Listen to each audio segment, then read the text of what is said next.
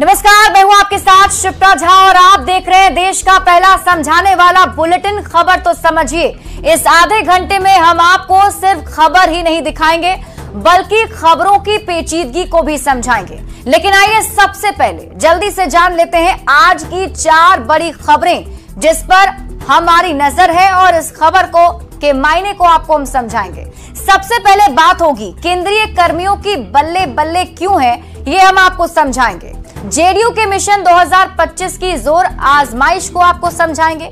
सीमांचल पर नीतीश कुमार की नजर क्यों बनी हुई है, ये समझना जरूरी है और इसके साथ ही आपको समझाएंगे क्यों जरूरी है लाइफ जैकेट। वैसे तो खबर समझिए कि शुरुआत पॉलिटिकल खबरों से होती है, लेकिन आज सबसे पहले हम बात करेंगे पब्लिक से जुड़े केंद्र सरकार के एक बड़े फैसले की। दिल्ली से बड़ी खबर है, केंद्रीय कैबिनेट ने यूपीएस स्कीम को मंजूरी दे दी है। सरकार ने यूनिफाइड पेंशन स्कीम को मंजूरी दी है। एनपीएस स्कीम में सुधार की मांग की गई थी, यानी कि न्यू पेंशन स्कीम में जो सुधार की मांग की गई थी उसमें कर्मचारी संगठनों की तरफ से कई सारी मांगे थी। इसके लिए एक कमेटी का गठन किया गया था। कमेटी ने 100 से ज्यादा संगठनों और राज्यों के साथ कई बैठकें की थी। केंद्र सरकार के कर्मचारियों के लिए अब बड़ी खबर है, ओपीएस एनपीएस के बाद अब यूपीएस आ गया है। केंद्रीय कैबिनेट ने यूपीएस यानी यूनिफाइड पेंशन स्कीम को मंजूरी दे दी है। केंद्र सरकार के कर्मचारियों को एनपीएस या यूपीएस में से एक चुनने का विकल्प होगा। अगले साल 1 अप्रैल से यूपीएस लागू होगा। इससे पहले एनपीएस में बदलाव की मांग पर डॉक्टर सोमनाथ कमेटी ने अपनी रिपोर्ट दी थी। सरकार ने कर्मचारियों की मांगों को ध्यान में रखते हुए एनपीएस में बदलाव का फैसला लिया है। डॉक्टर सोमनाथ कमेटी के सुझाव के आधार पर सरकार ने यूनिफाइड पेंशन स्कीम को मंजूरी दी है। प्रधानमंत्री श्री नरेंद्र मोदी जी की अध्यक्षता में यूनियन कैबिनेट ने यूनिफाइड पेंशन स्कीम को अप्रूव किया है, इसको अनुमोदित किया है और ये स्कीम अभी आने वाले समय में लागू होगी और सबके साथ मिलकर एक सिस्टमेटिक तरीके से 50% अश्योर्ड पेंशन जो ये अमाउंट मिलेगा वो रिटायरमेंट से पहले के 12 महीनों की एवरेज बेसिक पे का 50% होगा। तो केंद्रीय कर्मचारियों की बल्ले बल्ले कैसे है, आपको हम ये समझाते हैं। केंद्र सरकार के कर्मचारियों के लिए केंद्र सरकार ने ये बड़ा फैसला लिया है, बड़ी खबर है। ओपीएस एनपीएस के बाद अब यूपीएस का ऐलान किया गया है, यानी कि यूनिफाइड पेंशन स्कीम को केंद्र सरकार की मंजूरी मिल गई है। कर्मचारियों को एनपीएस या यूपीएस में से एक विकल्प चुनना होगा। अगले साल 1 अप्रैल से यूपीएस यानी यूनिफाइड पेंशन स्कीम लागू कर दिया जाएगा। एनपीएस यानी न्यू पेंशन स्कीम में बदलाव को लेकर जो डॉक्टर सोमनाथ कमेटी बनाई गई थी, उस कमेटी ने एक रिपोर्ट तैयार की जिसमें कई सारे सुझाव थे। कमेटी के सुझाव के आधार पर सरकार ने यह बड़ा फैसला लिया है। कर्मचारी यूनियन की पुरानी मांग पर सरकार की तरफ से फैसला लिया गया है और ये बताया जा रहा है कर्मचारी ने कम से कम अगर 25 साल तक काम किया हो तो रिटायरमेंट के पहले के अंतिम 12 महीने में, यानी कि रिटायरमेंट के पहले 1 साल में जो औसत वेतन कम से कम उसका 50% पेंशन के रूप में मिलेगा। पेंशन भोगी की अगर मौत हो जाती है तो परिवार को पेंशन का 60% मिलेगा। 10 साल तक नौकरी करने पर भी 10,000 रुपए पेंशन के तौर पर जो कर्मचारी हैं उन्हें मिलेगा। कर्मचारियों को अलग से अंशदान नहीं करना होगा। केंद्र सरकार 18% अंशदान करेगी। कर्मचारी का अंशदान एनपीएस की तरह ही 10% होगा, यानी कि पहले से जो लागू है एनपीएस न्यू पेंशन स्कीम उसी की तरह से अंशदान सिर्फ 10% होगा। बढ़ते हैं आगे और बात अगली खबर की करेंगे। बिहार विधानसभा से पहले जेडीयू अपने संगठन में फेर बदल कर जोर लगा रहा है। नीतीश कुमार ने जेडीयू के एक स्पेशल 23 टीम भी बना दी है जो आने वाले चुनाव में पार्टी के कोर वोट बैंक को एकजुट रखने के साथ ही चुनाव में जीत की रणनीति भी बनाएगी। आखिर क्या है जेडीयू के चुनावी रणनीति, देखिए इस खास रिपोर्ट के जरिए।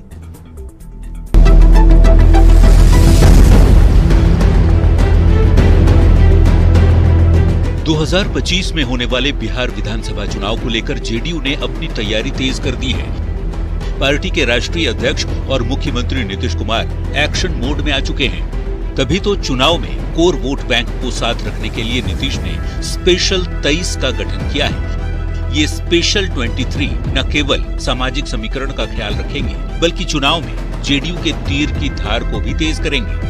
नीतीश की ये स्पेशल 23 क्या है, इसे भी समझिए। कोर वोट बैंक की किलेबंदी में जुटे हैं नीतीश की कोर टीम में 23 सदस्य शामिल किए गए। 45% यानी 10 सदस्य ओबीसी और ईबीसी वर्ग से हैं।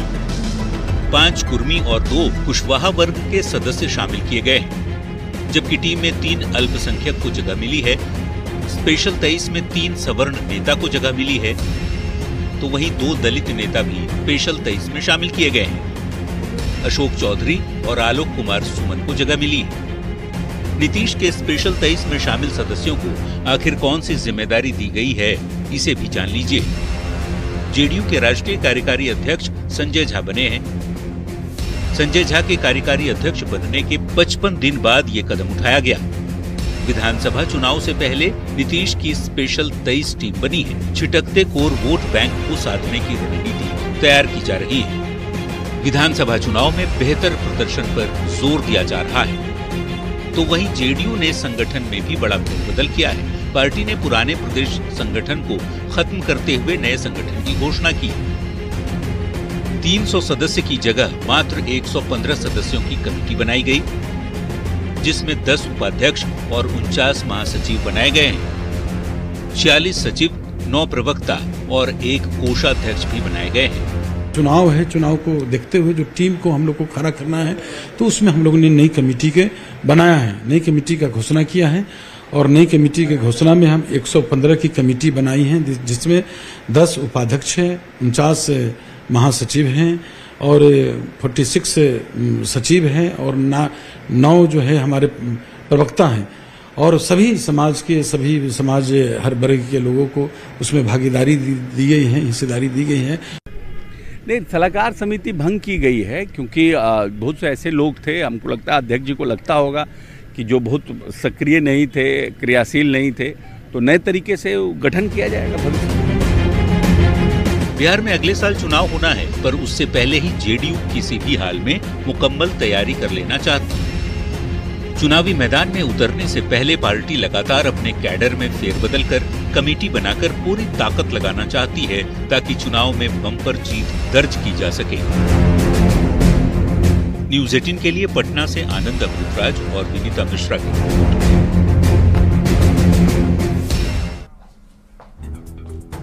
और अब आप जेडीयू के मिशन 2025 की जोर आजमाइश को समझिए।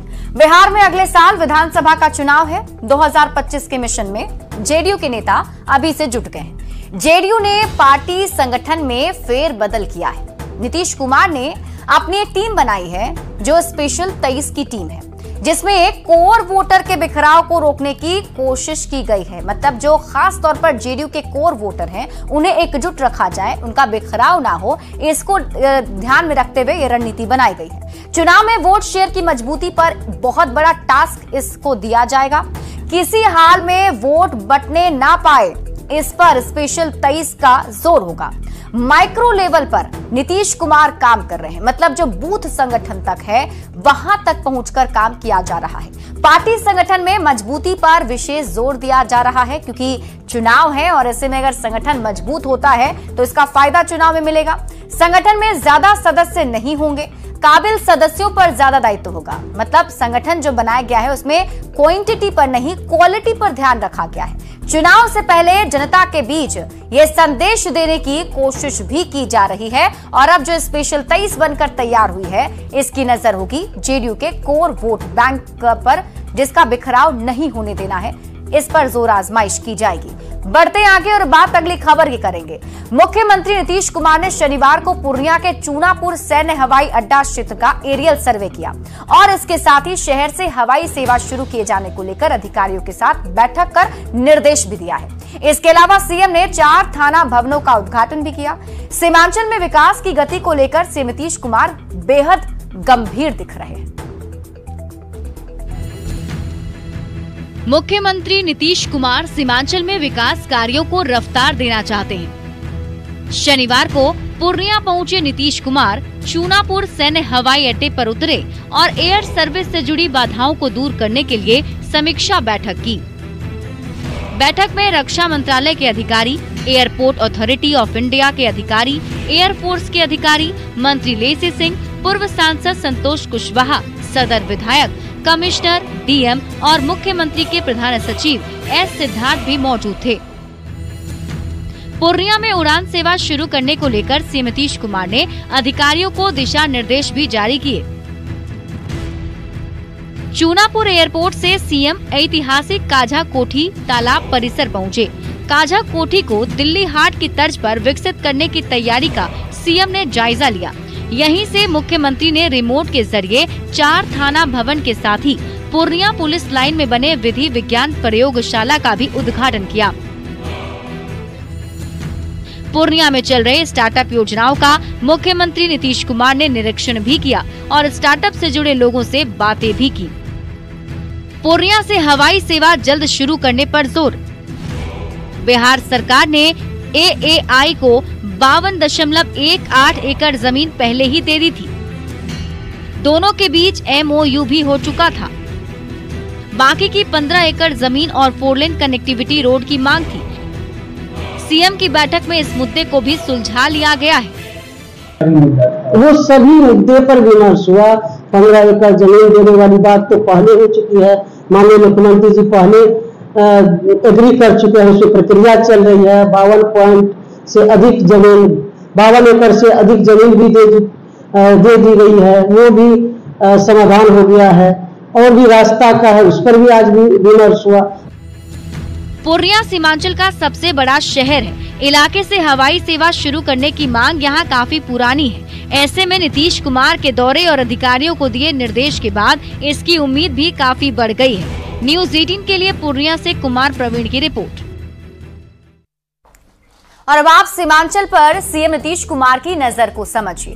नीतीश कुमार सीमांचल के विकास पर काफी जोर दे रहे हैं। पूर्णिया से हवाई सेवा की शुरुआत की कोशिश की जा रही है कि बहुत दिनों से पूर्णिया एयरपोर्ट को लेकर जो है मांग की जा रही है। सीमांचल का सबसे बड़ा शहर है पूर्णिया।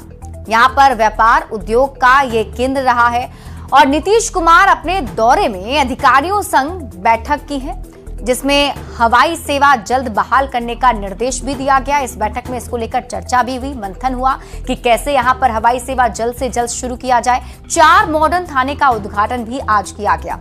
विकास योजनाओं की समीक्षा भी मुख्यमंत्री नीतीश कुमार ने की है। चूंकि अगले साल चुनाव है, तो ऐसे में उससे पहले सीएम नीतीश कुमार ये संदेश देना चाहते हैं कि सीमांचल में विकास का काम किया जा रहा है, सरकार इसको लेकर गंभीर है। इसका साफ संदेश जनता तक पहुंचे। विकास के मामले में अब भी काफी पिछड़ा है सीमांचल का इलाका और पूर्णिया के लोगों से किए गए वादे पूरा करने की कोशिश मुख्यमंत्री नीतीश कुमार कर रहे हैं। और ऐसे में आज जब मुख्यमंत्री वहां पहुंचे तो कई सारे विकास कार्यों की चर्चा भी की गई। बढ़ते आगे और बात अगली खबर की। झारखंड के पूर्व मुख्यमंत्री चंपाई सोरेन शनिवार को सरायकेला पहुंचे, जहां लोगों ने उनका जोरदार स्वागत किया। चंपाई सोरेन ने आने वाले समय में आदिवासी लोगों के लिए काम करते रहने की बात कही, तो दूसरी ओर उनके आगे के कदम को लेकर भी सबकी निगाहें उन पर जरूर टिक गई हैं। पहले आप ये रिपोर्ट देखिए, फिर खबर तो समझिए।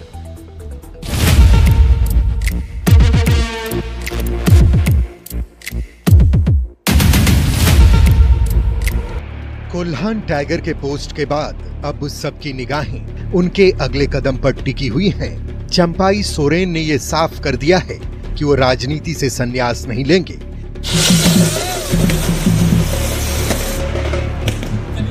यानी कि वो एक नई पार्टी को जीवन देंगे या किसी साथी के साथ आगे की राजनीति करेंगे। उनके अगले कदम को लेकर झारखंड में काफी हलचल है। चंपाई दा का व्यक्तिगत निर्णय, क्या निर्णय लेते हैं, सभी लोग प्रतीक्षा कर रहे हैं। पार्टी ने तो कभी उन्हें अपनी तरफ से कभी कोई न नोटिस दिया, न कोई बातें हुई। अभी तक तो हमारे नेता माननीय हेमंत सोरेन जी के संज्ञान में भी डायरेक्ट बातें कुछ नहीं आई। तो दूसरी ओर विपक्षी दल का कहना है कि चंपाई लोगों के बीच जाकर नई रणनीति बना रहे हैं। जिससे जेएमएम में बौखलाहट है। जनता के बीच जाकर रणनीति बना रहे हैं, उनके साथ विचार विमर्श कर रहे हैं और इसके कारण जेएमएम के अंदर खलबली है। और जब खलबली होती है तो इसी प्रकार के बयान आते हैं। कोई अपनी पीठ स्वयं थपथपाए, कोई अपनी पीठ को स्वयं थपथपाता है और कहता है कि साहब हमसे बड़ा नेता कोई नहीं है, तो उसकी गलतफहमी है। इस सियासी हंगामे के बीच सबको जिस वक्त का बेसब्री से इंतजार है वो है चंपाई सोरेन की नई पार्टी का ऐलान का। सभी की निगाहें इस बात पर टिकी हैं कि चंपाई किसके साथ अपनी पार्टी की नींव रखेंगे, कौन होगा उनका साथी। क्या उनकी पार्टी हेमंत सोरेन को झटका दे पाएगी? क्या चंपाई की इस कड़वाहट का फायदा बीजेपी को मिलेगा या कोल्हान टाइगर खुद किसी गुमनामी के जंगल में खो जाएंगे? अब इन सभी सवालों पर से पर्दा तो वक्त के साथ ही उठेगा, लेकिन चंपाई के इस फैसले ने इतना तो बता दिया है कि जेएमएम के लिए ये चुनाव पहले के चुनाव जितना आसान नहीं होने वाला है। संजय कुमार सिन्हा के साथ ब्यूरो रिपोर्ट, न्यूज़ 18। और अब आप कोल्हान टाइगर की सियासी चाल को समझिए। चंपाई सोरेन के पोस्ट के बाद सभी की नजर अब चंपाई सोरेन पर टिकी हुई है। चंपाई सोरेन का अगला कदम क्या होगा, इस पर सबकी नजर है। चंपाई सोरेन ने साफ कर दिया है कि वो राजनीति से तो संन्यास नहीं लेंगे, मतलब सक्रिय राजनीति में वो रहेंगे। अब चंपाई सोरेन जल्द ही अपनी नई पार्टी बनाएंगे, उन्होंने ये भी कहा है। चंपाई सोरेन के अगले कदम को लेकर हलचल काफी तेज है। चंपाई सोरेन जहां भी जाते हैं बड़ी संख्या में उनके पीछे भीड़ उमड़ पड़ती है। समर्थकों के उत्साह से चंपाई सोरेन भी काफी गदगद हैं। और झारखंड में इसी साल विधानसभा का चुनाव होना है। चुनाव से पहले चंपाई सोरेन अपना दमखम दिखा रहे हैं। जेएमएम के फैसले परिवार तक सीमित रखने का आरोप चंपाई सोरेन लगा रहे हैं और इसी आरोप के बाद चंपाई सोरेन ने जेएमएम से अपना रास्ता अलग कर लिया। कोल्हान क्षेत्र में चंपाई सोरेन की काफी अच्छी पकड़ मानी जाती है और यूं ही नहीं वो कोल्हान टाइगर कहलाते हैं, बल्कि उनकी बहुत अच्छी वहां पकड़ भी है। ऐसे में देखना होगा कि कब तक इससे पर्दा उठता है। बढ़ते हैं आगे और बात अगली खबर की। आज भागलपुर से एक ऐसी तस्वीर आई जिसने पहले तो डरा दिया, लेकिन बाद में एसडीआरएफ ने सफल रेस्क्यू कर एक परिवार के चेहरे पर खुशी लौटा दी। मामला भागलपुर नगरचिया के इस्माइलपुर बिंदटोली तटबंध का है, जहां मुख्य अभियंता अनवर जमील गंगा के तेज पानी में बह गए।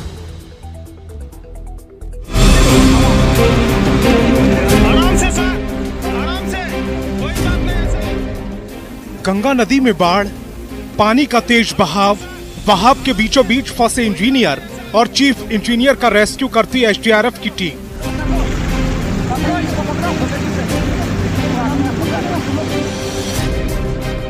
तस्वीरें भागलपुर नवगछिया के इस्माइलपुर बिंदटोली तटबंध की हैं, जहां टूटे तटबंध का मुआयना करने पहुंचे कटिहार के मुख्य अभियंता अनवर जमील गंगा में बह गए। और फिलहाल इस बुलेटिन में अभी के लिए बस इतना ही। आप देखते रहिए न्यूज़ 18 बिहार झारखंड।